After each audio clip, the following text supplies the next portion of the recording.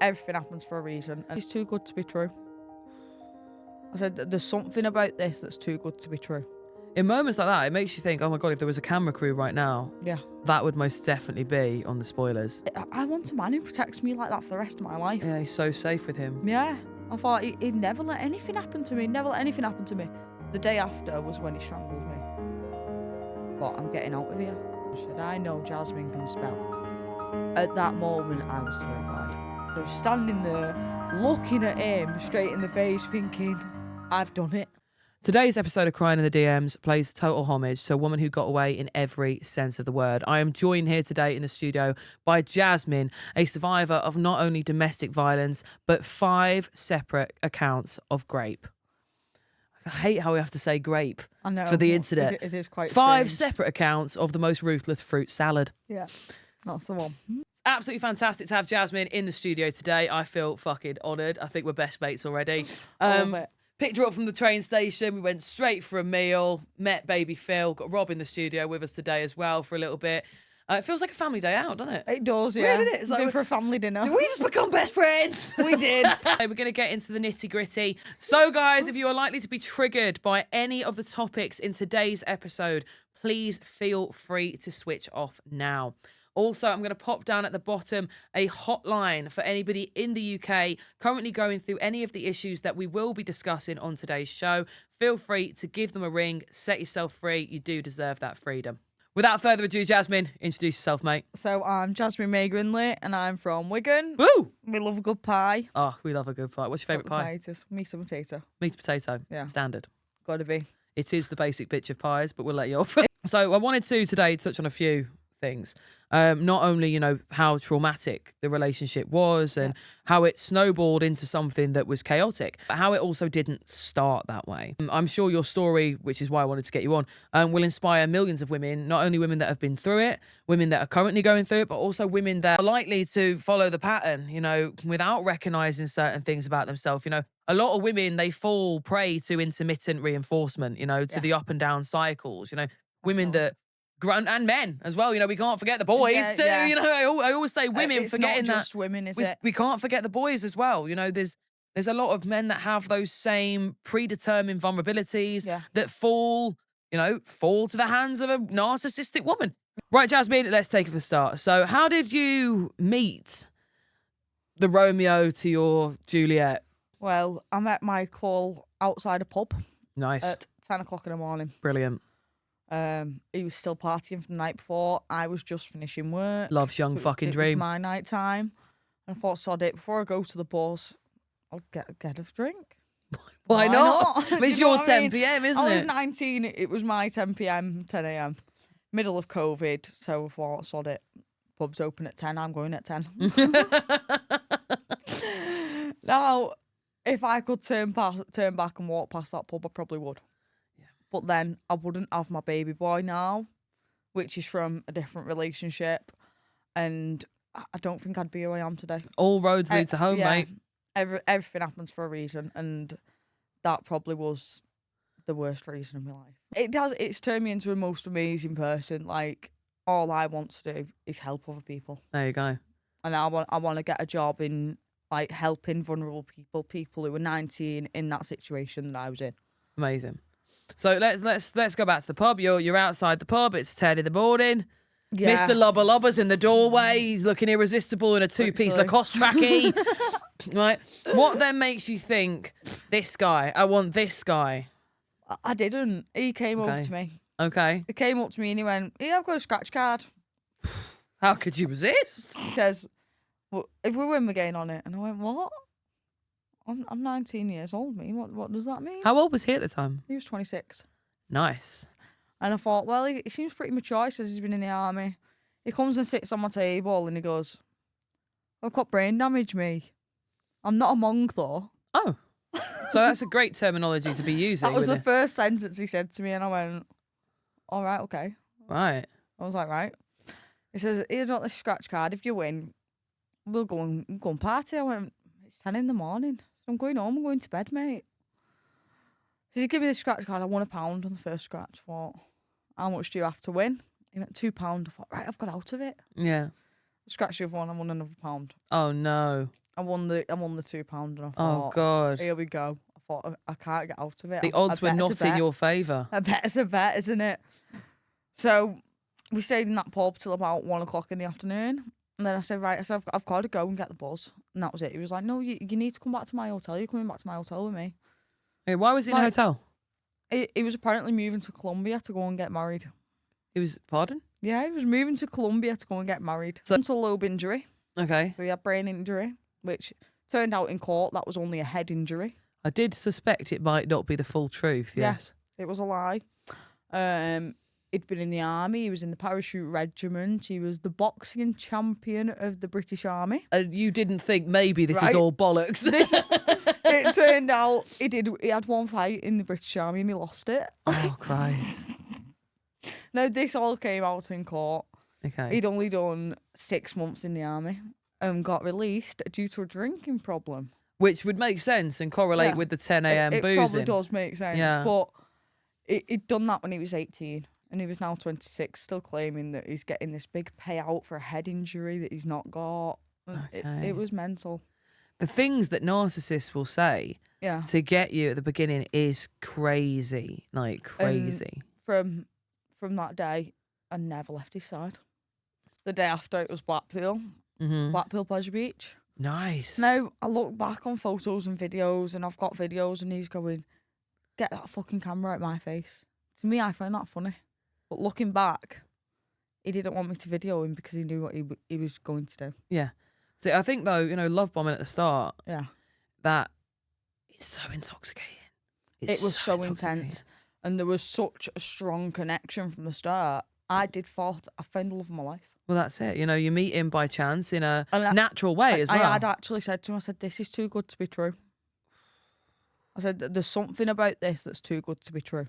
In moments like that, it makes you think, oh my God, if there was a camera crew right now, that would most definitely be on the spoilers. He took me and he spent about £150 on jammers, chocolates, all sorts in Asda, do you know what I mean? Bought me a Mackey's, stuff like that. I'm 19 years old, mate. I'm vulnerable. Yeah. Like, I loved my mum to bits at the time, but me and mum argued like mad. Well, yeah, at 19, you do. And I lived with her. We had the same job. Me and my mum were on top of each other. And then I'd sort of pulled myself away to go and be with him. Well, yeah, he offered you an out. He offered you a complete alternate reality. Yeah. That's what these narcissistic He offered me people the do. independence that I thought I needed. He offered you the idea of independence, like not the reality of it, the idea of it. Yeah, it was the idea of, we can go and do this. I can make you have kids and I can get you to do this and I can get you. He had £1 million in his mum's bank, but it weren't in his own bank. Why not? Why was it not in his own? Exactly. Why was it not? Why not? Why not? He was on PIP, but he was a roofer. He's on PIP, a roofer, secret millionaire. It's in his mum's bank. I have to ask because the audience are going to want to know, why could he not have it in his bank? You tell me. But he'd ring his mum and say, Mum, I need you to send me £300, and then he'd end up screaming down the phone, like, that's my money, I want you to send me. And I don't think it ever was his money. I don't think it was. There's a spoiler here, there isn't. There's a plot twist. What if he is a secret millionaire? He's the richest man on the wing. Probably. He is the Slumdog likes Millionaire. To think so, yeah. Slumdog Millionaire. But from then, he was arrested in Blackpool for criminal damage. Okay. Throwing a can of pop at a chippy. Why did he do that? He was pissed. Right, so he had an alcohol problem right from the beginning. Get-go, really. And he'd asked me to be his girlfriend that day in Blackpool, and I was like, you don't know me.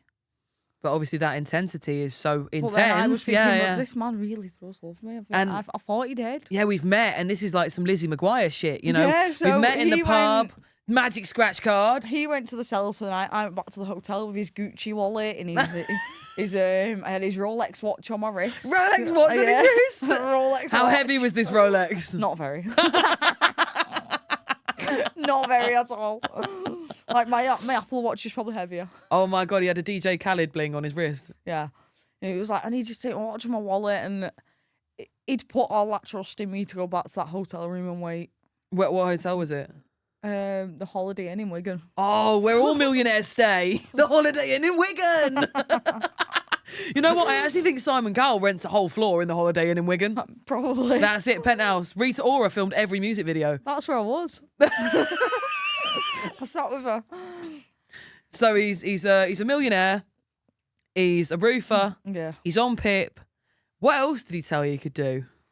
Well, there was all sorts. Told me he was the champion of the British Army for boxing. Boxing champion blah, of the blah. British Army, man. Yeah, and he'd stand there and go, Shadow boxing extraordinaire. literally.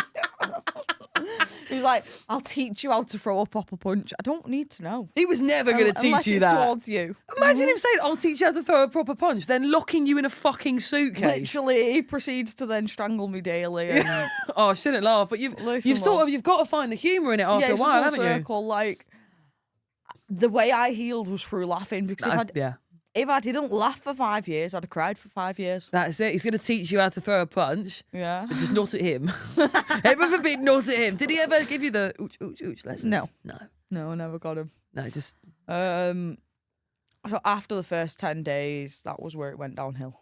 Okay, tell me what happened. So first 10 days are absolutely amazing. In hotels, stuff like that. Then we got a taxi to Coventry. Wow. A taxi from Wigan to Coventry? £200. Wowee. Yeah. But it's okay because he's a millionaire, so... Well, yeah, it's okay. So in this taxi, we booked the train tickets. We paid for the train tickets. It was outside the train station. He didn't want to get on the train. We got in a taxi. Okay. God knows. He wanted me to meet his dad, so he took me to Coventry. Okay. When we got there, his dad's uncle had made a remark about me. Okay, what did he say? As we'd left out the room, he went, "Why don't you leave and leave your girlfriend here for me?" So he ran back down that corridor, karate jumped in the air and kicked this man full on in the chest, and he flew across the room. He flung across the room. He kung fu pandered his uncle. That is the only true story he has ever told any other victims. So when other victims have come forward to me after the court case, they said he always told me a story once that he'd done something to one of his uncles. So every other story he had told her wasn't true, but that one was. So that's like him saying, I protected you. She said that was the one that I thought would be the lie, and I said, no, that's the only truth. Wow. And so he was proud of himself then for protecting you on that one occasion. In that moment, I thought, I want a man who protects me like that for the rest of my life. Yeah, he's so safe with him. Yeah. I thought he'd never let anything happen to me. Never let anything happen to me. The day after was when he strangled me. Oh, wow. That was when he'd first strangled me, and it was because my phone was dead. Because he needed to ring someone and my phone was dead. And at first I thought, he's pissed. But he's pissed, it's nothing, do you know what I mean? What can I do? I thought, he won't do it again, he's sorry. And then it got worse and worse. It became little outbursts of 2 or 3 minutes to outbursts of 30 to 45 minutes daily. And this all happened within 3.5 months. And where were you staying at this point? At this point, we was at his dad's in Coventry, yeah, for about 5 days. Then after that, we went back to his mum's in Orrell, Wigan. His mum, God rest her soul, she had COPD. Mid of COVID, she said, "Look, you can't come in my house." Fair enough, Mum. I'm not being horrible, but honestly, she was terrified of him. She was terrified of him. He'd smashed her house up numerous times. His brother had moved out because of him. Now, if his brother sees this, Tom, I hope you're okay. I really do hope you're okay. God bless you, woman. Yeah, because that man, he's got a family. He's got a family, and he had to pull himself away from his own family because of his brother, because of the monster his brother was. To protect his own family. Yeah. Comes a time in your life, though, isn't it, where the family you're creating is more precious to you than the family you were created Don't from. let the family you come from ruin your own family. That's Never. it. Whereas, I wish I had listened to my family back then. It's catch-22 all the time, because back then I was so family hating, thinking, no, they don't want me to be happy. They're against my happiness. All they wanted to do was me to be safe and to open my eyes. They could see everything I couldn't. Well, you've got to look at it in this way, to be honest. You know, when you're young and every day is monotonous, right? Every day is the same. Anything that offers you that little bit of a dopamine rise. Excitement. Yeah, you're going to chase it like a motherfucker. And it's only as you gain the intellectual and emotional capability to see that, hey, this is intensity. This is not intimacy. Yeah, it's only the past 12 months where I have opened my eyes to a hell of a lot of it. Where, like, going back, watching my video interviews and stuff like that. So the photo you've got there, we're going to pull up on the screen so the viewers can see. Yeah. So we've got the suitcase, and there is the also trauma bonded Winnie the Pooh. Can I have a bit of a DL on Winnie the Pooh So Winnie the Pooh was what he'd bought for me. in Blackpool. Yeah. Wow. Now, I cuddled that teddy for everything, through all the abuse. The teddy was there. When I left, that teddy was still there. It was the only thing that wasn't allowed to be taken for evidence. I think it's really terrifying to think, isn't it? But even when someone abuses you, you love them. Yeah. And that teddy was like an extension to him, I assume. And like you So you when can't be with him. I but- left, my only connection back to anything I had, because I had no idea where I was. Yeah. I couldn't even go back home to my mum's house because he knew where she lived. Yeah. So I'd moved completely into my nan's house where he didn't know where I was. I was at my nan's throat constantly because Were you I was missing him? struggling with so much. And yeah, I did. Yeah. I did miss him. Because people don't talk about this. They go, And- he's abusive, he's horrible, he's this and that. You I- forget, your heart doesn't blamed- remember that, does it? I blamed my nan so much, and there was a time I screamed at my nan and I said, "Why did you phone the police?" I said, "Why could you not just let me leave?" Because you wouldn't. I didn't realise it was grape. Not at all. No. I knew there was some form of abuse. I was covered in bruises. But I had no idea that he'd raped me. Apart from once. The last time was I was awake. I was fully awake. But the rest of them I was fast asleep. I felt dirty. Yeah. I constantly felt dirty for about 4 years. I couldn't look at myself in the mirror. And I 100% blamed myself. Thought, well, if I'd have done this differently, if I'd have done that differently. I was 19. I was a kid. You're a baby. I was a baby and he was a fully grown adult. And still at the age of 31, he is targeting 19-year-olds. 5 years on, he's gone back to another 19-year-old and done the same thing. Do you say to a young girl that's watching, whose boyfriend is an awful lot older, the relationship is very intense, it has suggested that it's going to become physical through either control, coercion, Don't let your family go. Don't let your family go. Do not let your family out your sight. The one thing they will do is isolate you. And the second they do that, it's game over. Yeah. Because you've no one to fall back on. You've no friends to go back to. Yeah. There were so many of my friends that I cut off, and I've still got them cut off. There's one friend that you're still surviving. And she lived the div.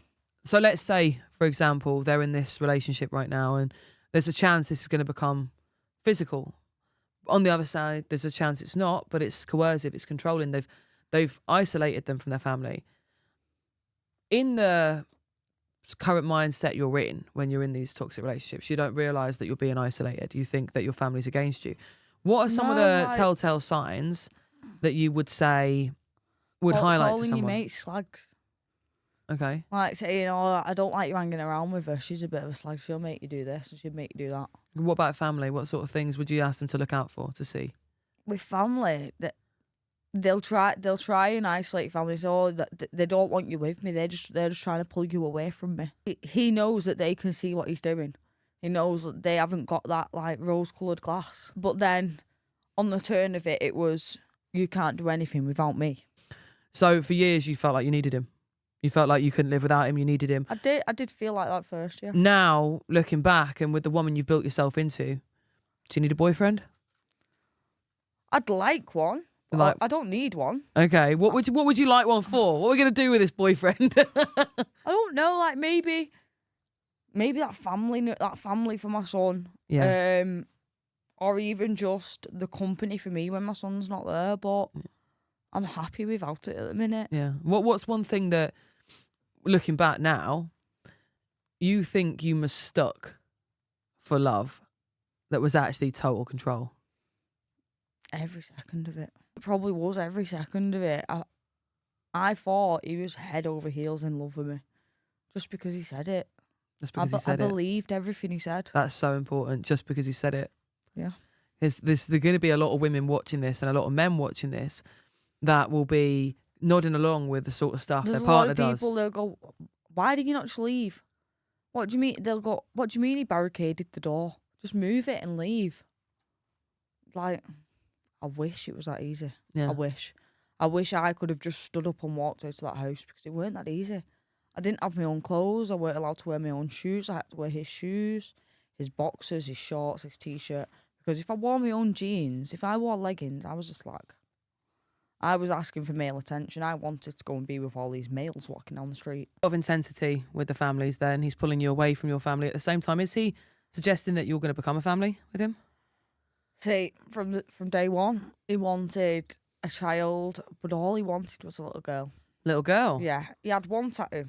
Now, I love tattoos, and it was just a silhouette of a soldier Wow. with a few poppies underneath Is it. that from his time in the army? Yeah, he's 6 months in the army. Right. So he wanted a baby girl called Poppy to write Poppy on that tattoo and have Okay. loads of poppies, because poppies symbolise the army. Mental. But he'd done that with the next 2 people he was in a relationship with as well. Okay, so he said, I want a baby girl, And I want to call it Poppy. and I want to call her Yeah. Poppy, and I want to get it tattooed on my chest Yeah. over this army symbolism Yeah. that I have here, representative Well- of my 6 months in the British Armed Forces. But I couldn't get around my head. I was like, well, you don't get to choose the gender. He said, well, if it's a boy, we'll get rid until we have a girl. I thought, If you've it's no a boy, we'll chance. terminate until we have a girl. Yeah. Wowee. It was insane. And how he could think he could just manipulate anyone he wanted into having that child. At first, I thought it was just me. And then after court, we found out he's done that to 3 other people. Okay. What would you sort of say to a young woman that's watching this right now and she's in a relationship with someone that's a lot older, it's getting controlling, it's getting coercive. She listened to the previous advice you gave, which was don't separate from your family. She's realised she's already separated from her family. And now he's saying he wants to have a baby. Once you have their child, they are tied to you for life. And that was my fear. My biggest fear was having his child and being stuck with that monster for life. Wow. And I suppose that's what he wanted. He wanted that attachment to you for the rest of your life. That's probably what he wanted, so he could say, right, you're mine. Did you start to detach before the end of the relationship? Yeah, I think my mind had left a long time before I left, because I asked him, was it Christmas? It had started snowing. So for a bit of context, my mum's birthday is the 3rd of January. My Okay. brother's is the 6th. The 5th of January, I said, oh, it's snowing. Is it not Christmas yet? There'd been no Christmas, no New Year's Eve, nothing. I had no idea what day it was. Wow. He says, oh, looks at my phone that he'd smashed the phone up. He had another phone with my SIM card in it, which I didn't know at the time. Wow. And he says, oh, it's January 5th. And that was where my head snapped. I thought, I've missed my mum's 40th. And I've missed Christmas. And that hit me, and I thought, you've no chance. But it's my brother's 6th birthday tomorrow. I thought, I'm getting out of here. Took me about 14 days after that, and it was the 19th of January I escaped. How did you get out? Well, someone had managed to persuade him to go to the shop without me. Okay. Now, if I was to do anything, go to the toilet, even have a bath, he had to be sat with me. In the bath? Yeah, he'd be in the bath with me. He'd be in the bath with He you? wouldn't sit on the toilet. How at big is the side of fucking me. bath? It wasn't that big. Jacuzzi bath? Trust me, it wasn't that Everybody big. in the bath. No, go on. So I was sat on his knee basically in this bath. Oh my God, how did you And- shave? Sorry, no, I didn't. At this point, he'd gone to the shop without me. I thought, right, I can run downstairs. I've ran downstairs, gone to the nearest young person who had a phone in the hand, Yeah. said, give me your phone for Snapchat. Logged into my Snapchat, and I just took a video of my smashed up phone. Okay. And I posted it on my story. I had 18 messages. All my family, my friends, where are you, Jasmine? What's happened? Tell us, Yeah, you yeah. okay? I replied to one of them. I said, I need my mum's number. They Yeah. sent me my mum's number. I rang her. She was on a night shift. My mum only worked one night a week, and it typically had to be that night. Yeah. She says, I'm in work. I can't do anything. Ring Nan. She said, like, I want to help you. She weren't brushing me off, but she was in work. She couldn't do anything. I suppose you didn't understand the severity of it right No, there and there nobody either. did. It's you calling, you're frantic, your phone smashed. It could have just been an That's what I argument with mean, your like- fella. And they know how he's got you. They don't want to get involved and rock the boat and Yeah. then risk pushing you away further. My mum had initially thought it was me arguing with her on all these messages. So he was texting your mum off your A phone? massive argument with my mum. What sort of text was he sending people on behalf of you from Well, your phone? He was after money, so he was trying to get money out of her, and then he was calling her a druggie and everything. That's my mum. So he was texting your mum accusing her of being a drug user Yeah. off your phone, pretending to be He you was and trying to get calling money. my mum all sorts, pretending to be me. So my mum thought it was me, and she said like, "Right, I'm done. She said, She cut you off. She said, I can't handle any more of this. She said, if she that's what she wants, she can have it. And I never realised none of this. I was completely blind to all of it. Oblivious. She said, you need to ring Nan. I rang my Nan, and my Nan said, right, I'll set off now. She'll come and get you now. In 9 or 10 minutes, 12 officers ran through the house. Wow. One of them came to me in the kitchen. They had a cig in my hand and said, I'm smoking my cig. They'd run upstairs and got him because he'd come back from the shop. He hadn't realised I was in the kitchen.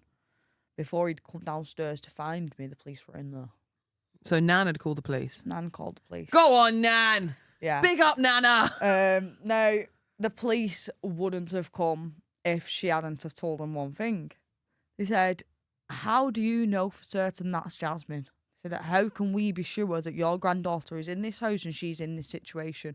They said, what do you know for certain? She said, I know Jasmine can spell.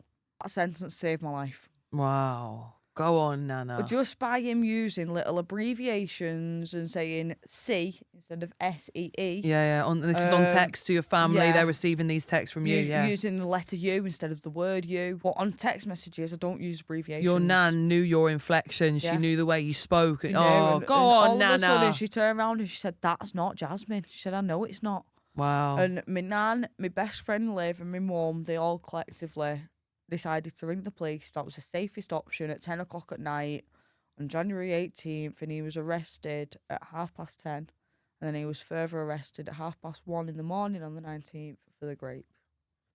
At that moment, I was terrified. I was scared for my life because he told me he'd kill me if I went to the police, and I believed it.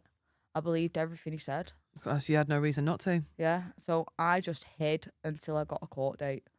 And then I got a court date for 2024. That was cancelled. And then I had 12 months to prepare myself for real this time. Yeah.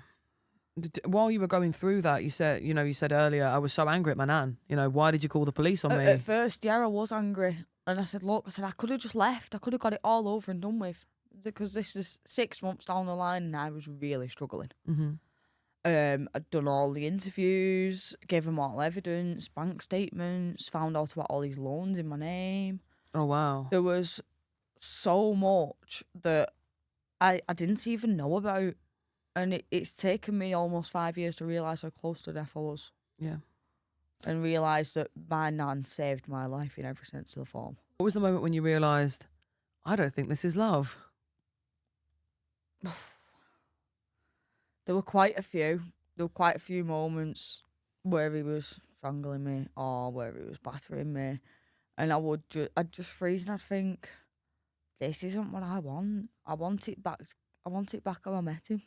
I was thinking, I want that man from the hotel in the first 10 days. Yeah. That was who I wanted to be with, not the person he was. That was the most perfect version of him, and that is what people do to get you trapped into these cycles. It's intermittent reinforcement. They're the most perfect version, then they're Satan. Then the most perfect version, then they're Satan. He was the most loving, caring. We'd walk down the street. He wouldn't let me walk on the side of the cars. He'd constantly be moving me to the other side. I thought, how much does this man love me? How much does this man care for me?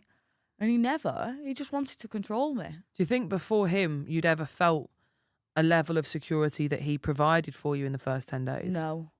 And I think the way he was so attentive and he was so like, oh, let me do this for you and let me walk on this side of the road because it's safer. I was besotted completely. Looking back on it, I don't think there's anything I could have told myself. I wouldn't listen. Honestly, in that time, I wouldn't listen because I thought I was right. What do you do now that if you did it then, you might not have relied on him to do? So, for example, I know from my own experience, if I'd have given myself a little more time to get to know myself growing up instead of rushing into relationships or rushing into what you perceive to be a stable life, which 9 times out of 10 does involve having a relationship. If I'd have given myself a little more time to get to know myself, I wouldn't have been so grateful when anybody else wanted or I perceived them to want to get to know me. Would you agree? Yeah, I don't think I knew who I was at all. Yeah. I mean, I still don't. I'm still learning to love myself now because I am a whole new person. What's one thing you're doing? What are you doing? What's a daily thing that you're doing, Jazz, to reinforce that you love yourself? I wake up and I make my bed every day. And that is something I have struggled with for years. And I think messy bed, messy head. Yeah. So I have to get up and I make my bed every single day because if I don't get up and make my bed and the baby's bed, we'll stay there all day. No, the ironic thing is when you're in these abusive relationships, you're relentless for bed rotting. Aren't you? So it's such a big thing. There was no bedding. There was no bedding. I was using his dressing gown as a bed sheet. And man. That initially, I think back now, I think I couldn't touch a raw mattress again. I couldn't touch a raw mattress. No. Nothing good ever happens on a raw mattress, man. I wanna jump forward here, okay? So Right. we've gone through the absolute mastermind that was relationship. Mike. You Yeah. know, he is a boxing extraordinaire. He is a millionaire, but it's in his mum's account. He is the most beautiful man in Blackpool. You know, Wigan. he's Wigan and Blackpool. You did go to Blackpool for 10 days. Yeah, though. we went to Blackpool Pleasure Beach twice, didn't we? There we go. Yeah, so he was the most beautiful man in Blackpool. I'm not sure if he was the most beautiful man in Wigan. I don't know if he gets that title yet. No, I don't think so. Looking back, I don't think he's that good looking. But when I was Oh no, 19, I'm not actually hitting on him. I've seen a picture of him. Not for me. When I was He's not 19, for me. I thought he looked like Tom Hardy. Wow. Now that is a really big insult to Tom Before or Hardy. after the fight scene, mate? I'm very sorry, Tom Hardy. Tom but Hardy yeah. somewhere he's going. He's taking the fucking piss. You. Literally. Tell me, we're there. We've gotten through the hardest bit. It's 5 years on. You're in the courtroom. What was he like? He wouldn't look at me. Pussy hole. He stood up to leave his room. I stood up to leave the courtroom, and we were literally this close. He was the other side of the glass, glared at me. He sort of went to smile, and I just went. I was like, nay. Nay. Like, literally, nay. I thought, who is that? I was stood there thinking, you've gone downhill, you. Like, You've had a really hard paper round, sir, literally, love. since you went that You're shot. not having a good time in there, are you? No. Let's go to the pinnacle moment, right? The moment that so many women are going to watch this and they need to know happens, okay? Yeah. Because there's so many domestic violence cases, so many coercion cases that they don't get a guilty. And these men are constantly saying to you, look, no one's going to fucking believe you anyway, you stupid bitch. You know, you got no proof, you got no this, you got no that. There's no point. Tell us about the moment when he realised, uh-oh, I's fucked. Well, he came every day in a suit and his little emblem, his army emblem on his suit, every single day for what was 17 days in court. Wow. That final day, he came in an Under Armour t-shirt with a hole in it Giving up. and tracksuit pants, and he Give it got up. dragged in the room. Dragged into the room. That solicitor The same way he dragged you out of rooms, he got dragged in the room. Yeah. Oh, full circle. So he was dragged into that room and he sat there, and I got to read out my victim impact statement, which is 3 pages long, and I got to tell him, I've got my child, I got a son. Oh. I didn't get a daughter, I got a son who is the most loving, caring person in the world. And I said to him, I will do everything in my power to make sure I bring my child up to be the opposite of everything you are. Abso-fucking-lutely. And I said that with the biggest smile on my face, and it got to the last sentence, and I said, look, I said, whether I'm upset reading this out loud or not, this will be the best day of my life forever. And that was before I even knew how many years he got. Me too. I honestly, I will never, ever overcome the feeling of standing there, looking at him straight in the face, thinking, I've done it. You've done it. I've done it. I've got through court and I have defeated you. Fuck you, Michael. Because I knew I'd had the guilty, and then this was 6 weeks later that I'd read the victim impact statements, and I thought, do you know what? I am ready for this. Whether he gets 5 years, whether he gets 10 years. But he got fucking 19. 19 years! He got 19 years with 5 years extended. Wow. That was amazing. What did that feel like? I thought, I'm not insane. You're not insane? Because I'd been made to feel like I was insane, and he constantly said through court, oh, Jasmine kept saying, if I can't have you, no one can have you. And that's why she's done this. So you locked yourself Apparently that in a was the sentence suitcase, I you set said. yourself on fire. Whereas it was ironic because that was exactly what he said to me. He said, if I can't have you, no one can have you. And that was his only line of defence in court. That was what he reckoned I'd said. And the jury laughed at him. The jury actually sat there smirking, thinking, we know that's not true. As soon as all the officers came out of court, they said, look, they know he's lying through his teeth. They said, we've got a chance here. But when that judge said, he said, you are one deluded and deranged person. He said, you think that loving someone is stuffing them inside a suitcase, Michael Wall. He said, and your sentence is going to reflect that. Wow. And they did it all from the 19th, which was where I was awake and stood up. And they said to him, this is all going to go from this one charge, and you will get 19 years to run consecutively off that one charge. Wow. Because of how detailed it was and how brutal it was. Wow. And how the other ones, I was fast asleep. What was it I like have to no watch recollection. him get taken out of that gallery knowing 19 years, bro? Honestly, it was such a quick and mental feeling. I was sat there, and the second that door closed and he went behind that door, I let out the biggest shriek ever. And it was freedom, but and I couldn't even do the noise again, but it was Go on, have a go. it was the most thing. Like, I was trying to hold my tears and I was like, oh, and it got straight out. And everyone surrounded me and they're all going, Jasmine, 19 years. And then my CID run out to let the press know. I hadn't even made it out of court and it was all over the news. Wow. And I thought, my God, I've done it. I thought, I've really done it. What a woman you are, mate. What is your little boy going to say? He's going to get older and realise. Do you know, some people have asked me, what will you tell Freddie? Tell him you're a fucking boss. Tell him And you're I an said, absolute like- boss. I can't believe you got me crying. Oh, no. I half don't want to post this episode now because I'm meant to be dead hard. Do you know what I mean? You've got me absolutely crying. Honestly, Jasmine, this is going to inspire so many people. You don't even realise how many people this is going to inspire. Genuinely. There are men and women that are going to watch this that have been through it, Yeah. that haven't realised that they've Even been as the through it. men, I know I seem pretty man-hating. I'm not. I love you all. Response from people, society, social media being like, A lot of it has been positive, and like a lot of them have been saying thank you from one survivor to another. But then there's always the victim blamers. There's always the people who have robbed half a story and put it on Facebook, and then there's comments on that saying like, "Why did she not do this? Where was her mother?" And it's like, my mum was trying. My mum was trying more than anyone to get the through to irony me. is, why did she not do this? She Yeah. was in a fucking suitcase, Doris. Like the one girl commented, he said, "What do you mean? I wouldn't fit in a suitcase." I said, "Well, you're 3 times my size." because you wouldn't fit in it. You don't even know how big the suitcase is, Becky. Literally.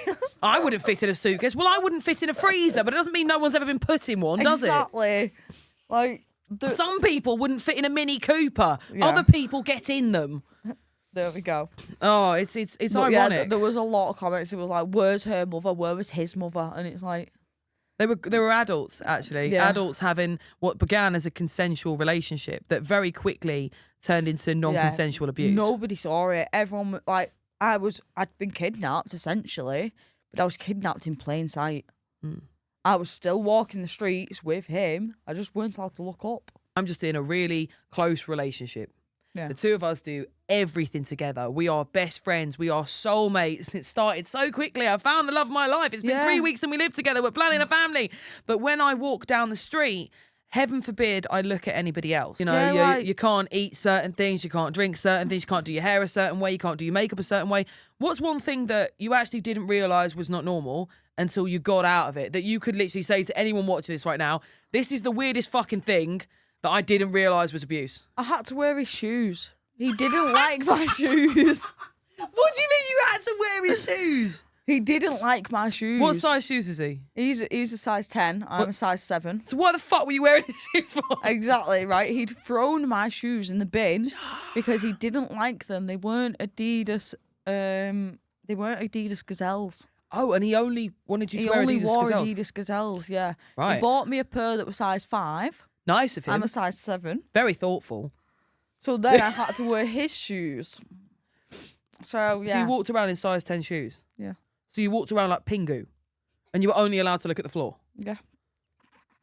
So you had to watch yourself It's flippy flopping not out the funny. shoes. It's not funny, but it is because I was walking around in these shoes that were massive, and the day my mum came to pick me up, she'd only bought me one Christmas present, and it was a pair of Vans. Oh, go on, Mum. I was amazed. I was like, "Mum, I've got no shoes." I'm And she wearing went, these "Well, size 10s. She said, "I've got you. I've got your trainers. She said, I've got you some for Christmas. Should I bought you one present?" Oh. Because she thought Jasmine might come back. That's And, amazing. me and my mum, we've been ripping the floor up at my mum's house. We found the birthday card from the year after I'd left him. And it said to my mum, "I'm sorry I missed your 40th. Oh, God. And it broke my heart. Wally, give us a cuddle. Come on. Oh, you're doing really well. You're doing fab. You're doing well, promise. So yeah, that birthday card. Come on, to think my of mum. Fergie. Big girls don't cry. Big girls don't cry. Big girls don't cry. No, you're doing good. Let's get it out. Do you want to do some breathing exercises? Go on then. What's that? That's sounded all snotty then. You're doing amazing. Come on. This is real life shit, man. But it is. We're going to cry. It's okay to cry. It's okay to miss birthdays. You can but shit yourself make if you up for it. want. You were like, I never did that. I didn't do that. Right, can we grab a tissue? yeah. Do you want to use my sleeve? No. So, when you took him to court, right, was there ever a part of you that thought, this is going to go tits up, this? Everyone's going to think I'm a fucking liar. I walked out of that court and I thought, it's like EastEnders, this. Yeah. I thought, this is crazy.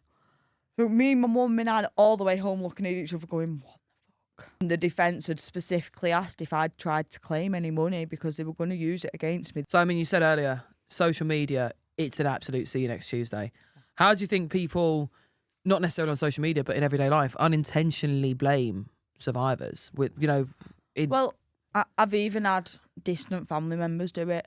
Ooh. It was like, but did he really do this? And did he, because they weren't allowed to know details, nobody knew the severity of it. So there was a lot of people that was like, well, why does it need to go to court? Is it that bad? So do you think that a lack of information can sometimes come across as malice without... Massively. Yeah.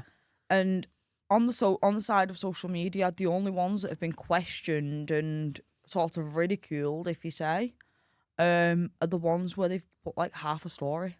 Yeah. They've stolen paragraphs from the newspaper articles and then they've missed vital information. Did you have much kickback from his family? Nothing. Wow. His mum passed away and he wasn't allowed at the funeral last year. Which, did you God go? rest us all. No, I weren't informed.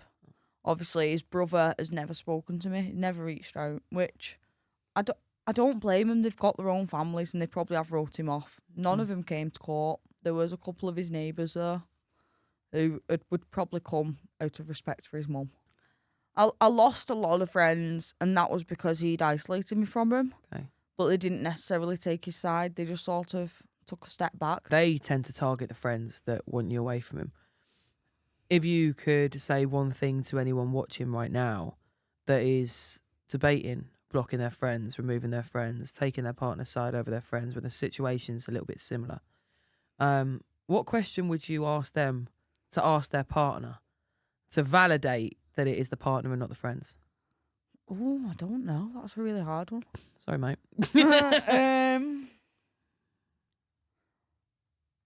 See, with Mike, he tried to blame like things they do. He say, I don't like it when they do that. And it's, do you not like it when they do that? Or do you not like it because you're scared of me doing it? Oh, so I mean, one question I would ask is, do you think I'm a better person without this person, and how so? There's that many situations where, oh, I don't trust you with that friend. Is it you don't trust me or you don't trust yourself? How, so if we were to ask, do you think I'm a better person without this friend? And if so, why? It then opens up the floor to, well, I think you're a better person without them because you won't do this, this, and this. And then well, I'm not going to do that anyway. Yeah. So how am I a better person without this person in my life? Does it actually just benefit you if I don't have this person in my life? Now, we know with a lot of abusive individuals, they always like to have a villain story, don't they? A little backstory, this is why I'm this way, I locked you in a suitcase and set you on fire and beat you up and raped you because my mum didn't hug me enough. Now, there's always something. What was his backstory? What was his villain arc? He was mad in school. He used to drink in school, stuff like that. I think it all has just been a collection of probably drugs and drink. So you think that completely messed with his head to the point where he was... Obviously, he did have the head injury, which it did come with this slight personality change, the so-called brain injury that was just a head injury. And he must have believed every lie that he told. Do you think he did believe every lie he told? I think so, because he'd managed to tell that same amount of lies to all three of us. They said to him, the level of derangedness you're at, they said, to think that you could even go out and live with another woman after this, they said, that shows the level of how dangerous you are. To put my name in the news, to put my name out there and tell my story for a reason. 19 years, you can't argue with it. Exactly. You can't argue with it. 19 years for the age I was. That's it. You met him at 19. He got 19 years. And he's got 19 years with 5 years extended. The 5 years I had to wait. There we go. Anyways, dudes and dudettes, these will remain completely anonymous and completely over the fucking top. We're starting with one. Please keep me anonymous because it's a bit of a long message, but I'll try and keep it as short and sweet as I can. After breaking up with my son's father, I thought I'd be single for a bit. We've all been there, haven't we? We fought. We thought. Next thing you know, you've tripped and fell on the cock. We love that. Yeah. Met this lad, had his own business, as did I. I think I'm buffering. One sec. Was always a good laugh between us, good vibes and whatnot. You love good vibes. Great vibes. The great vibes is a great start. Yeah. 6 months into the relationship, he lost his license. Oh, I think I've seen how this did he film lose before. Then COVID hit, so he couldn't get his license or car back at the place that installed the breathalyzer. If anyone wants to fill me in on this, please feel free to, because I don't know how any of this works. 3 to 6 months later, he had to move into my place due to the owner of his house having to do maintenance to his property. Coincidence. Oh, what a coinkadinkle. So at this point, she's met him. It's been good vibes. He's lost his license. Now he's lost his gaff. moving. Yeah. I mean, Romeo and Juliet, man. Oh, dear. I later found out he was late on his rent and got the boot. During this time, I found out I was pregnant. But due to how high risk I was in pregnancy, no support for him, and my doctors agreeing it would be better to terminate the pregnancy for health and safety. 6 months into him living with me, I had been dropping the man-child to and from his business. Then I found some messages on his phone from other parties. In brackets, wait, it gets better. We love a girlie that leads us on. And we do. Me being the petty princess I am, called one of the numbers and it was a man wanting to dress up. Thought it was a prank due to us fighting, but then he moved into his mother's property. He started saying things about him being more feminine than me and looking better with dresses on. Then things started to progress further. I picked him up from his place, 20-minute drive there and back, morning and evening, to spend time with him. But one day we were watching the footy and chatting away to a fellow friend who is into the kink side of things. I found out that the lad I had been with for nearly 5 years was a cross-dresser on a fetish website for over 15 years, doing all shades of what the fuck, and had also slept with my friend behind my back. I look back and think, you fucking idiot, with rose-coloured glasses. And to this day, I still do not know where a quarter of my knicker drawer went in the 6 months we were together. Although I suspect, similar to my friend and the things he was doing to his missus behind her back, they were selling it on kink websites behind our back. They were selling their underwear. That is just a rumour at this point. We haven't had that confirmed. Oh my gosh. Would you ever sell your nicks? No. I'll be honest, Well, I've considered it. I'd probably consider it, do you know what I mean? Like, Because it comes just to that buy point. new ones. Yeah, it gets to the point, you know, if we can do it, why can't the fellas? I just buy new ones. Yeah. There's a market for it. There's a market for fucking anything, though, isn't There there? we go. If we can sell pictures of our nicks as and when, he can sell pictures of his nicks as and when. The only thing Well- I think he did wrong was doing it behind his missus's back. Yeah, you should have asked her. and Should have the asked money. her. Especially if he was using her knickers. Give her half the money. Literally, splitsies. What's yours is mine, Yeah. including my knickers.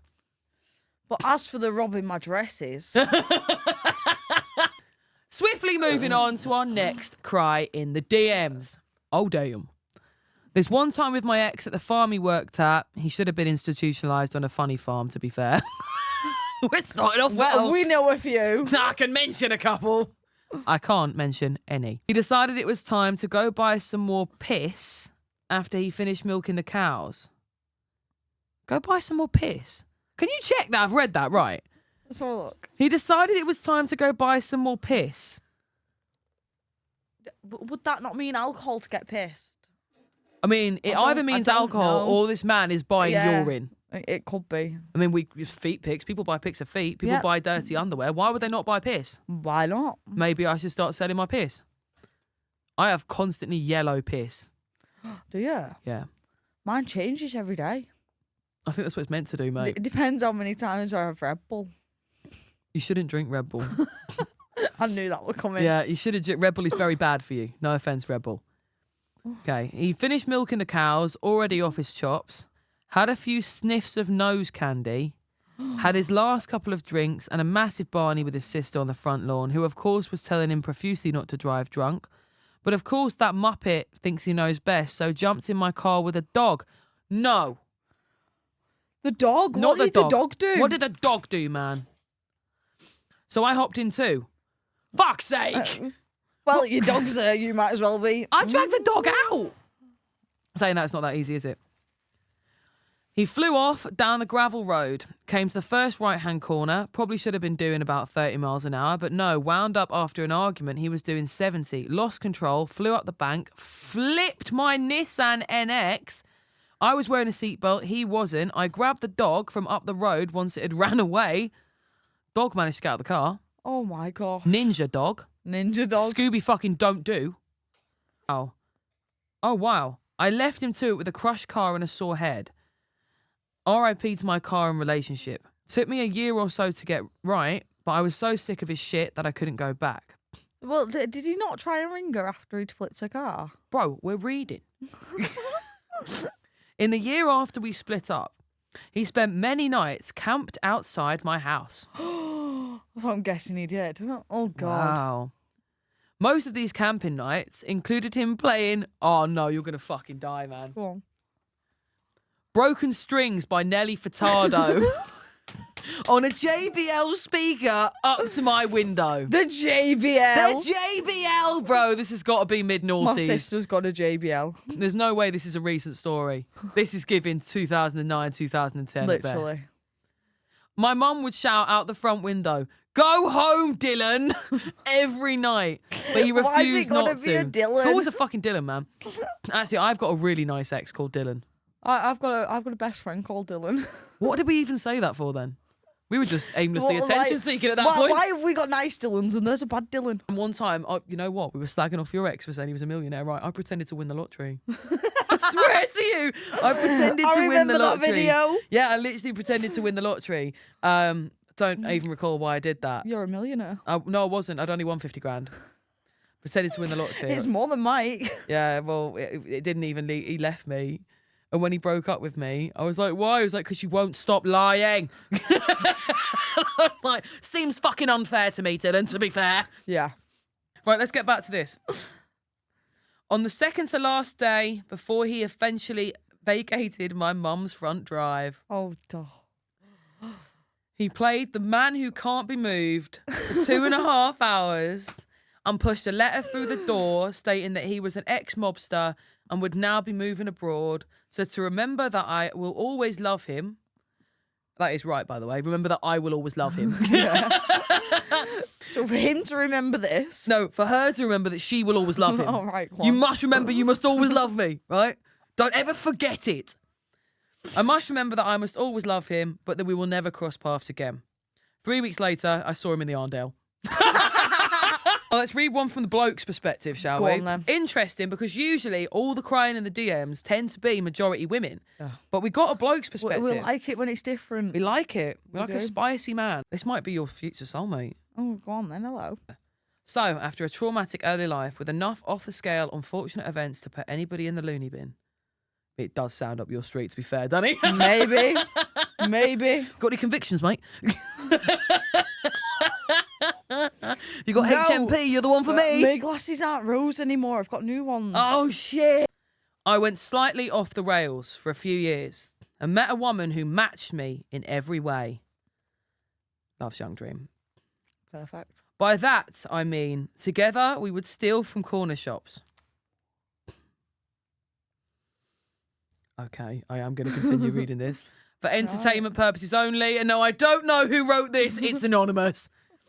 We would steal from corner shops, drive around illegally, desperate for something to make us both feel a little bit better. I'll get him. I'll get him. Bless him. I understand. Life's not that hard, though. I wonder what they were stealing from the corner shops. Yeah, it depends what they're stealing, doesn't Imagine it? it was just pepper armies. Ugh. Let's go to every corner shop at a 10-mile radius just to nick all the pepper armies. One day, she decided to ask if she could meet my parents. Obviously, as a then drug dealer, I declined. I don't know why this guy sent this story, because you have incriminated yourself 4 times so far, sir. You're not doing very good, mate. You're not doing very well. I wanted to read out the bloke's side, but so far I'm not on the bloke's side. I'm a drug dealer that steals things. Right, go on, let us go. Robs from shops.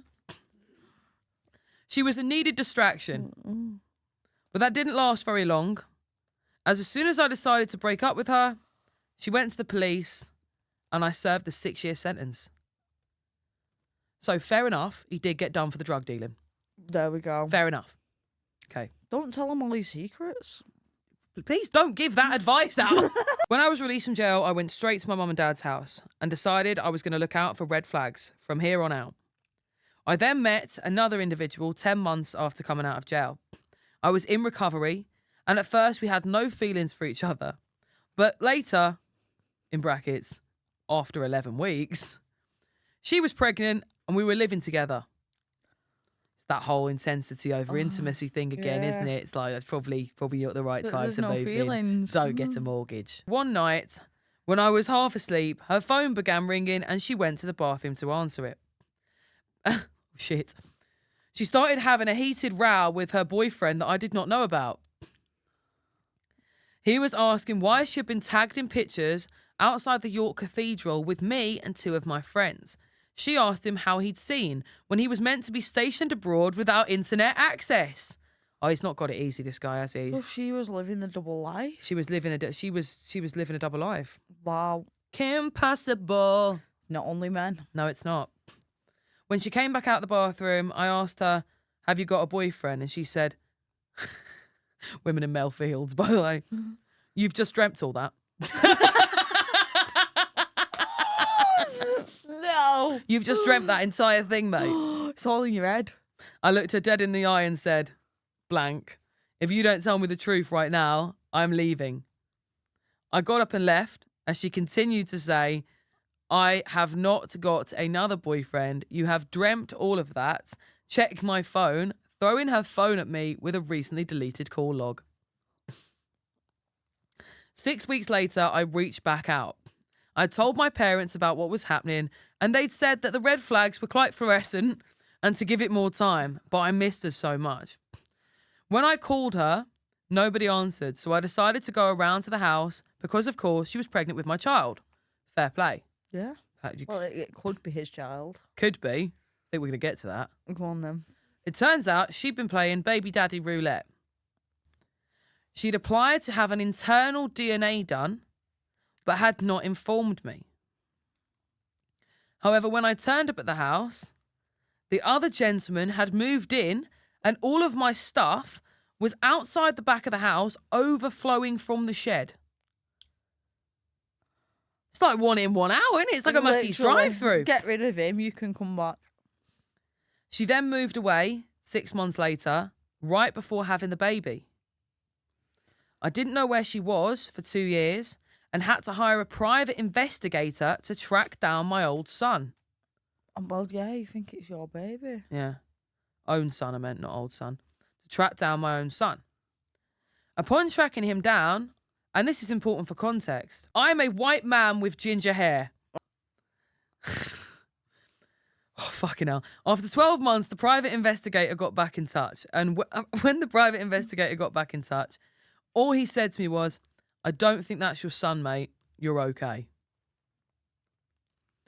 It took me a further 18 months to get over the fact that the baby I had been sending her mum money for, who wouldn't give me her address or any details about her, was of Asian descent. My ex-partner is also white with ginger hair.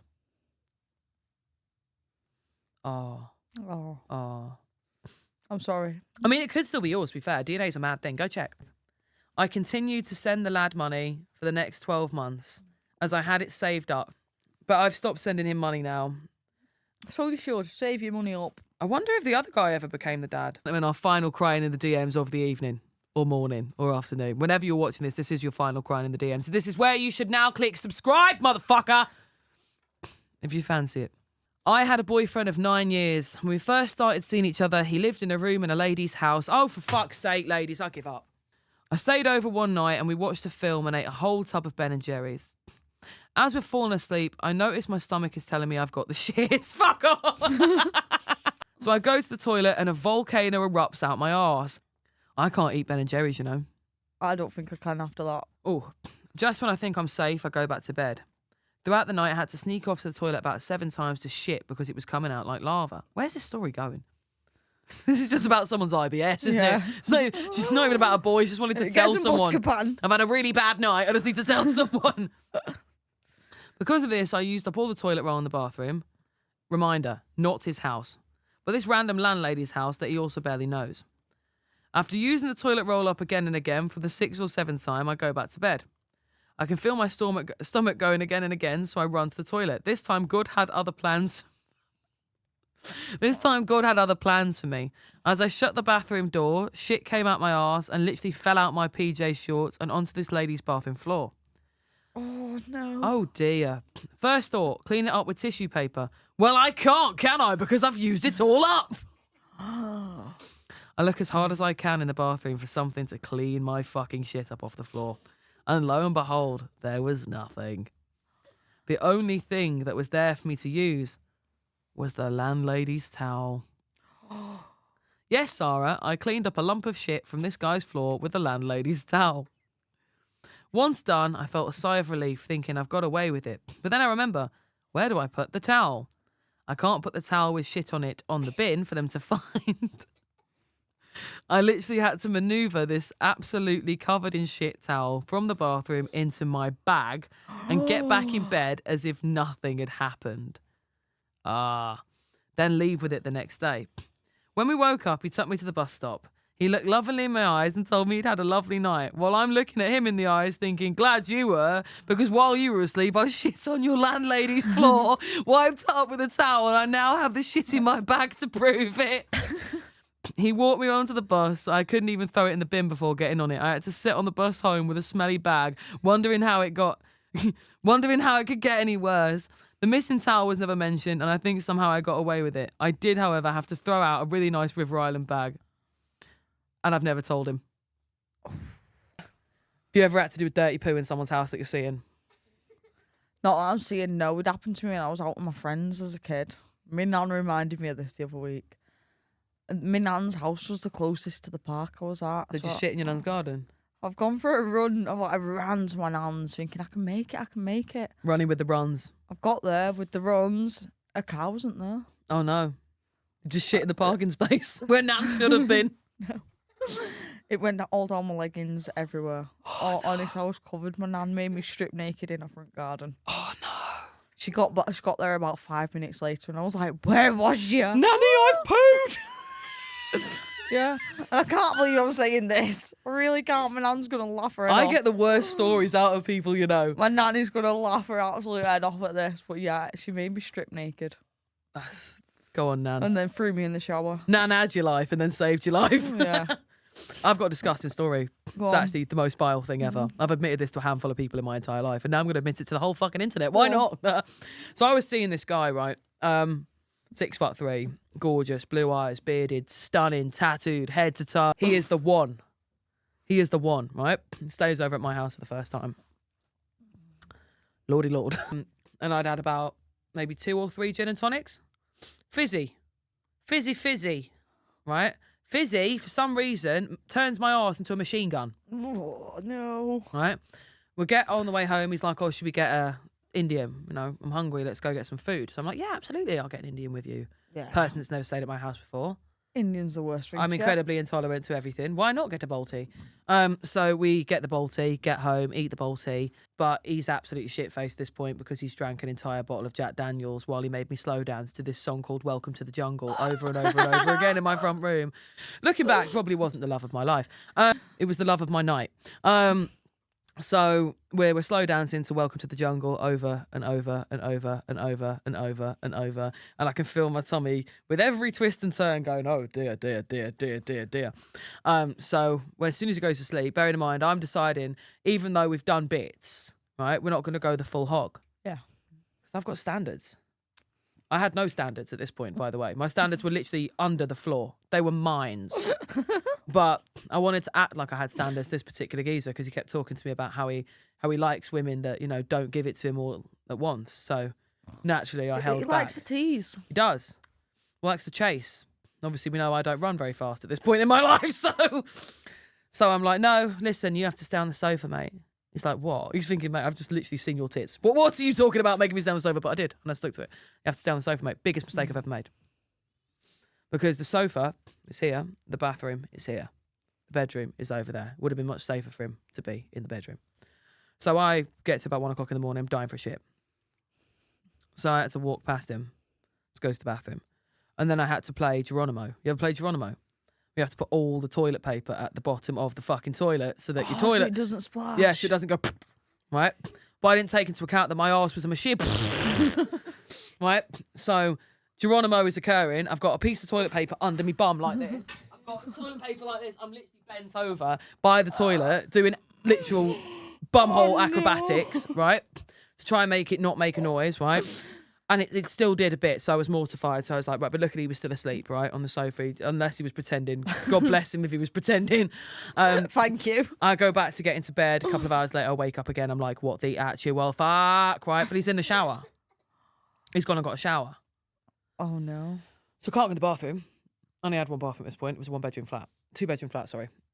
So I had to just think on my feet, what are you going to do? What can you do in that situation? I'll tell you what you shouldn't do. You shouldn't get a bag for life. You shouldn't shit in the bag for life. And you shouldn't throw the bag for life out of the fucking bedroom window into a hedge. That's what you shouldn't do. So we collectively, me and my other 92 personalities at this point, decided, you know what? The best thing you can do right now is shit in this bag for life. Yeah. Just shit in the bag for life. On the bedroom floor. Squat over the bag for life, shit in it, and release it out the window. So I did. So I took this bag for life out the window, ground floor flat, important to say at this point, ground floor flat, hedge just out the window, bag for life, full of shit in the hedge. Then there's a fucking cull in the flats. There's an absolute cull. There's a clan occurring in the flats, right? And there's letters going through doors, right, saying, please can we not defecate outside? Right? The people that come round to maintain the hedges, right, they had quite literally sawn into the bag of shit. Into the bag of shit. Oh, and got it all over the side of the flats, right? Because obviously, remember, it's a splitter splatter and it's gone through a hedge thing now and it's gone all the side of the flats. And they had to get other people, not those people, different flat cleaning people, to spray the side of the flats to get shit off them. Which was nice of them to do, to be fair. Well, it was nice. At least you didn't have to They could have smell it just anymore. left it, right? But obviously they thought, what is going on here? Right? They thought it was numerous shits. So when I went, so they had a little meeting group. By the way, if you used to live in my old flats, this is completely entertainment purposes only. It wasn't me. I'm taking someone else's story and just running with it. We had a little group in there, WhatsApp group chat, and we'd like meet at the pub bit to discuss the flats. And they thought that there was a serial shitter that had been shitting in a bag for life and then threw it all outside. They didn't realise it was one poo. So I got away with it because I was like, yeah, it's got to be a man doing something like that. And they agreed. And for like the whole time I was there, they thought it was this other geezer that lives upstairs, right? They used to work a night shift. And this one woman had even gone as far as to create her own Agatha Christie fucking on how he was doing it. It was like when he's getting home from work, he's pulling up the van. He's obviously been pooing in the van all day. And then he threw the bag in the fucking hedge. And I'm like, yeah. So he's thrown the bag at your window. It's absolutely got to be Paul. Do you know what I mean? And he was in the flat above me. So it looked proper like it was definitely Paul. Yeah, and I was like, oh, he's a filthy fuck, isn't he? Knowing full well it was just me and my bolty bum one time. But yeah, anyway, if you're watching this, that's not true. None of it's true. Completely fake. Absolutely fake for entertainment purposes only. And I am sorry. I'm so sorry, Linda, for ever lying to you. Fucking fantastic to have you on today, Jazz. It's been fabulous. Been being here. fab. We've made friends for life. We've had a family dinner. We've had a family dinner. I want to say a couple of thank yous before we finish this episode today, as my team is growing by the minute. It's getting fucking fabulous. Thank Georgie, our stand-in executive producer for the day, who is in Liverpool John Moores University. Woo! I'd like to thank Robbie, who's been our on, standing Robbie. cameraman. Get in here, Robbie. There you go. He's been Smile. fantastic. He's been amazing today. He's been the most unhelpful, to be honest. He's Trying his best. Rustling papers and giggling. Mummy was saying 2 funny things. She couldn't help laughing, could you? Yeah. Mummy said a lot of mummy words, though. We can't be copying them, can we? No. Next week's episode is going to be an absolute blinder. I have a gentleman on next week's episode that went through a 15-year addiction. That he counts. There is way more than that. He's gone to jail. He's been accused of all craziness. He's been one of the biggest conspiracy theorists I've ever met, but he's also been bang on about 90% of things. The life he's lived has been incredible and not in the most positive sense of the word. And we have him on next week to tell his story, to inspire the masses. He now works with local addiction charities to help other people out of their head and into the real world again, because for years he lived in that sort of insanity bubble that so many of us know when we go through addiction, of paranoia. Sometimes it's like borderline delusion, isn't it? So I will see you next week. Bye for now. And don't forget, if you want to get involved, come cry in the DMs.